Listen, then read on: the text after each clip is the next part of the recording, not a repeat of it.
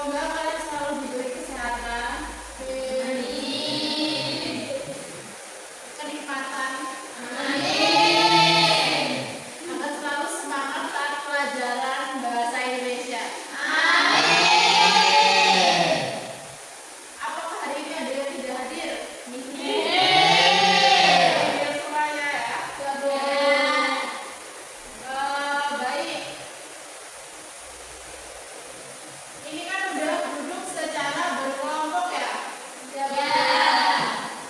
Jadi satu kelompok itu terdiri 3 sampai 4 orang. Jadi ini kelompok 1, kelompok 2, kelompok 3 dan kelompok 4 ya yang paling belakang ya. Untuk materi kali ini Ibu akan menyampaikan materi mengenai teks hikayat. Sebelum belajar mengenai teks hikayat, sebelumnya kita belajar apa sih kemarin tuh? Laporan hasil observasi. Masih ingat gak sih? Teks laporan hasil observasi itu apa? Teks yang berisi informasi atau gambaran umum yang didapatkan dari hasil pengamatan observasi. Sekarang kita tinggalkan dulu materi yang sebelumnya, karena menurut Ibu kalian juga udah paham mengenai materi teks laporan hasil observasi, karena nilai-nilai kalian waktu ulangan kemarin sangat bagus sekali. Jadi Ibu anggap sudah selesai ya materi teks laporan hasil observasi ya. Selanjutnya kita akan belajar mengenai teks hikayat.